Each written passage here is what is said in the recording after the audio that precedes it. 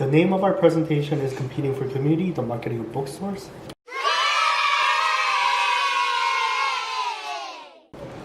The research questions that we will explore are: how does the capitalist market influence the formation of community in bookstores? Do bookstores compete for community, or is community separate from the market? And finally, can bookstores even be community institutions if they are tied to the capitalist market? For our background research, we have looked at why the microbrewery movement, organizational dynamics, and research partitioning in the U.S. brewing industry by Carol N. Swaminathan, if I'm saying that correctly. We look at community and civil society by Ferdinand Tonis. We look at reluctant capitalists by Laura J. Miller. We also look at the City Suggestions for Investigating Human Behavior in Urban Environment by Robert Park and Ernest Burgess. And we look at Patterson and Silver's The Place of Local Art, Local Area Characteristics and Arts Growth in Canada. For Park and Burgess, we're going to look at zones in transition. So Park and Burgess looks at how the urbanization spreads from the middle, so the loop 1 to the outer wards, and how the outer layer always affects the inner circles of the zones. For bookstores in Zone 3, we could see the independent bookstores cluster around, and in Zone 2, we could see the chained independent bookstores. In Zone 1, we could see the spread of the big box chained stores. Right, and just quickly to define what we mean by chain and use chain and independent.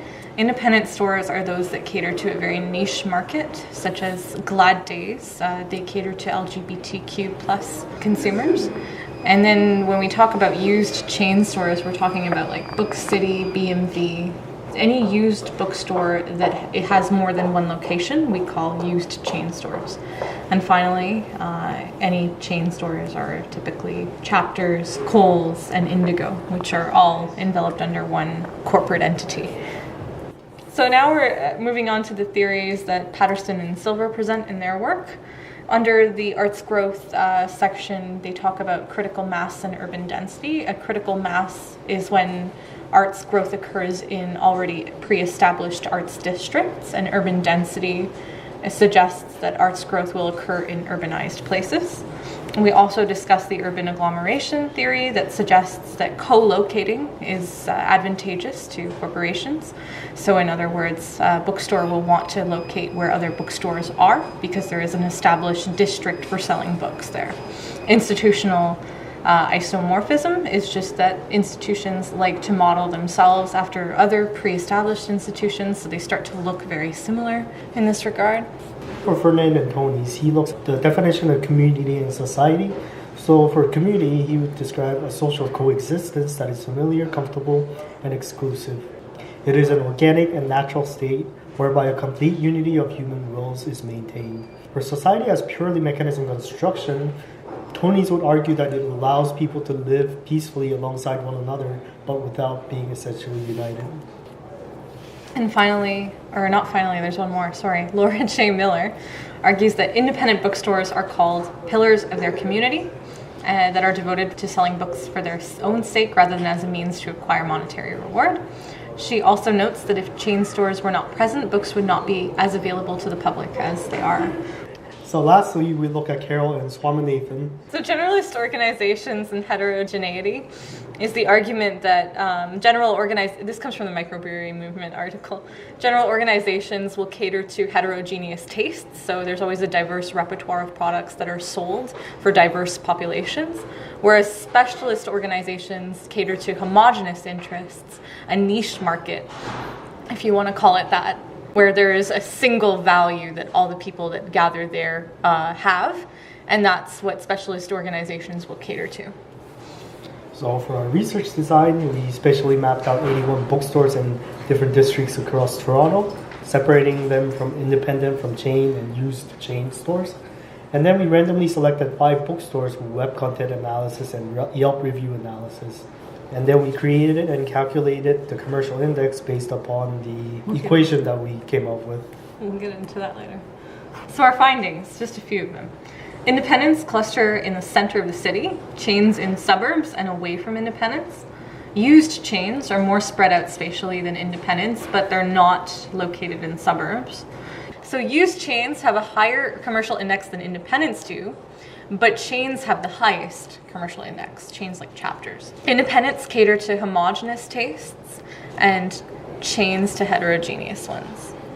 Okay, so our discussion is laid out as follows. We will discuss the 3 assignments that we did throughout the term in order that we completed them. So we first begin with the spatial analysis and then the background research and the coding. We offer new conclusions and insights to these 3 assignments through our theoretical considerations that were laid out previously in this presentation. Then we will offer a conclusion on the homogeneity of tastes and what this implies to our political and social worlds. So in our spatial analysis, we noticed that Chapters, Kohl's, and Indigo stores are widely dispersed throughout the city, and few are found in the downtown core than in the surrounding areas. They also tend to locate in shopping malls or centers like Yorkdale, Bayview Village, the Eaton Centre, Fairview Mall, and Scarborough Town Centre, or shopping districts like Bay and Bloor. We also note that used chain bookstores tend to be more spread out than independent stores, but are still relatively clustered in the downtown core. Independents are strictly found downtown. The first finding that suggests chain stores are dispersed and not located near independent stores contradicts traditional economic theories about art growth. Patterson and Silver discusses the idea of urban agglomeration, where organizations benefit from co-locating in the same place. Perhaps these big box bookstores benefit more from locating outside of Central City, where they do not have to compete with used bookstore chains who offer the same books in a very good condition for a third of the price. Due to the expensive cost of retail space, it is unlikely that used or independent bookstores will benefit from locating in a mall. Chapters, Indigo, and Kohl's also most likely make a lot of their revenues off their online website and can't afford the costs. The findings that used chain bookstores tend to be more spread out than independent stores are, but are still relatively clustered in the downtown core, may be a better example of urban agglomeration, where used bookstores benefit from co-locating with independent bookstores. Since independent stores offer specific types of books, and a nearby chain's used store will offer consumers who are in the area the opportunity to find what may not be offered in specialized stores. We use Park and Burgess's model of zones in transition to explain the clustering of independent in the downtown core versus chains being more spread out. Zone 1, indicated red, highlights where chain stores are located. Zone 2, indicated yellow, shows where the used chains are located, and Zone 3, indicated blue, shows where the independents are located. Laura Miller, in Reluctant Capitalists, argues that if not for chain stores, people who live in the suburbs would have no access to books. Our model supports this theory. Since independents are not found in the red surrounding zone, those who live outside of the downtown core will have no access to books if not for chain stores. Independents cluster where there is what Patterson and Silver call a critical mass or a pre-established scene for independent bookstores. Many of the independents have a long-established relationship with the neighborhoods they reside in. For example, Glad Days has been around for 47 years. It is the oldest LGBTQ bookstore in Toronto. The theory of urbanity also supports this finding, as more dense urban populations allow for a mass of consumers to form in order to establish an arts district for independent bookstores. They benefit from co-locating or urban agglomeration because they offer specialized products to niche markets. They are different, and that is why they are sustained. In contrast, chain-used bookstores appear to be standardizing their appearances to offer what chain stores do. They relatively sell the same books as chains do and are branching out closer to where chain stores are located. There may be a degree of institutional isomorphism at play, whereby used chains are rivaling chains by offering the same kind of variety or choice in products, but at a cheaper cost. Used chains are located closer to independents, however, which means perhaps the real rival of independents is not the chain stores who are too far away to pose a threat, but the used chains who are located between independent and chains and rival both markets for consumers. In our background research assignment, we investigated notions of community found in bookstores. In Community and Civil Society, Fernandonis argues that community is a kind of social coexistence that is familiar, comfortable, and exclusive. It is an organic and natural state whereby a complete unity of human wills is maintained. In contrast, society is a purely mechanical construction that allows people to live peacefully alongside one another but without being essentially united. While both community and society involve the participation of the collective public, the purpose of forming society is not unite a collective, but rather to detach it. A community emphasizes the connection between individuals, asserting that a collective are better when united. Society emphasizes the individual, asserting that the independent will is above the concern of the collective, so as long as people can live peacefully alongside one another. What is unclear and what our research explores is a way of mechanical construction like modern capitalism may redefine the concept of community, and in turn how communities push back against capitalist rationalization and efficiency. Exploring the way bookstores are both societal and community constructs allows us to reconsider the connection between the individual and the united collective. Independent bookstores, according to Laura Miller, are often called pillars of their community that are devoted to books for their own sake rather than as a means to acquire monetary reward. This sentiment is echoed in Kathy Little's research on feminist bookstores. These small shops, she quotes, lovingly birthed and tended by women dedicated to feminist ideals, are more than simply a site of commerce. They are, and I quote, a community center for their local lesbian population.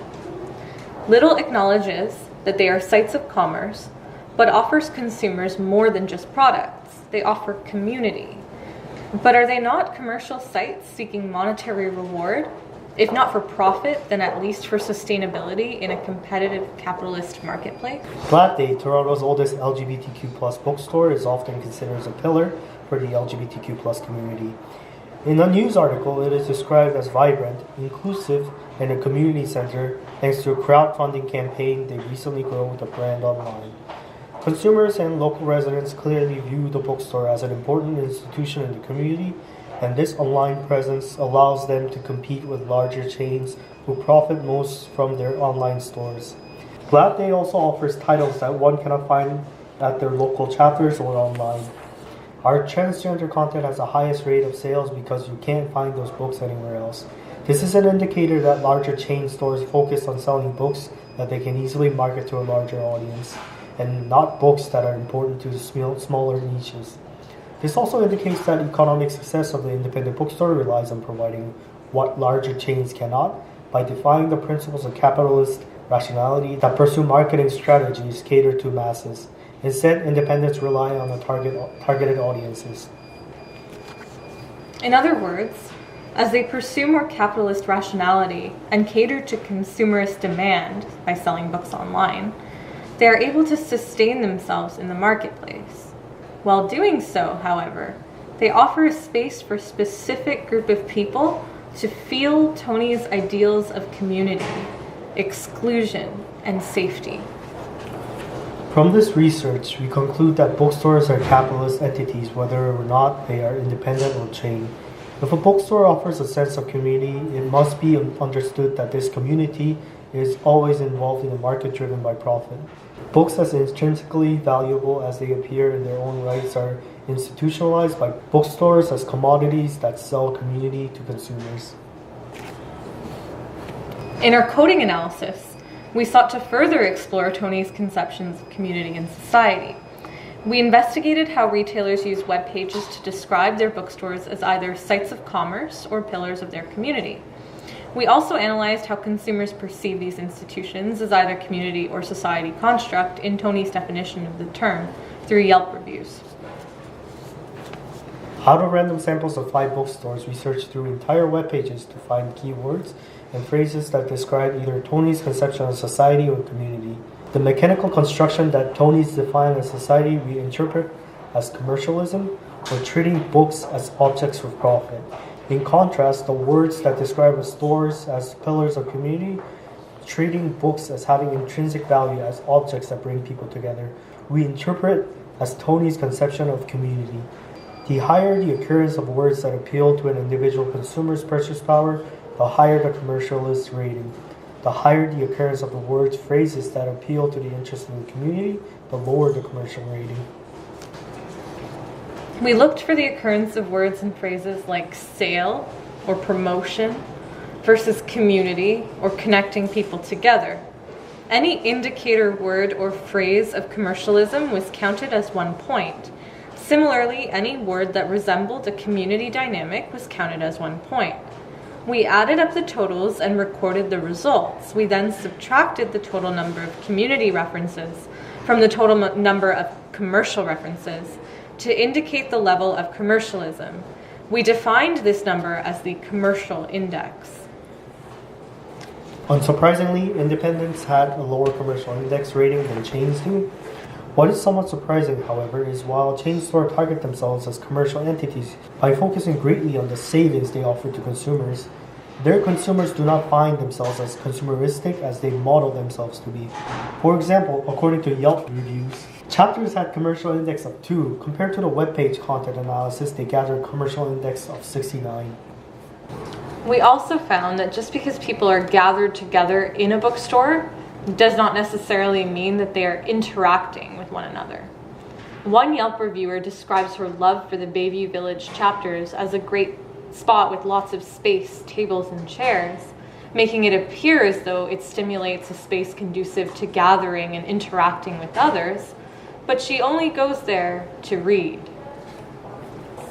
This isolation described Tony's theories about society as participating in a collective but not necessarily being united.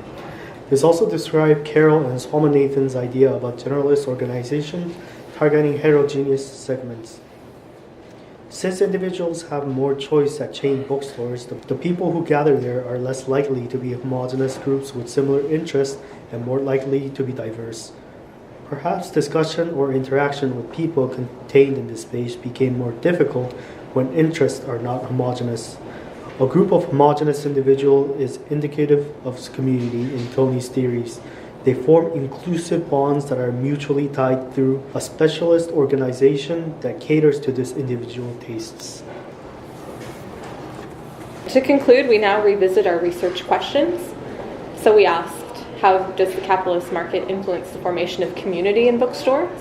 We also ask if bookstores compete for community or if community is separate from the market. And finally, we ask, can bookstores even be community institutions if they are tied to the capitalist market? And here are some of our answers. Bookstores do offer community, but in a capitalist marketplace that can never be separate from the economy.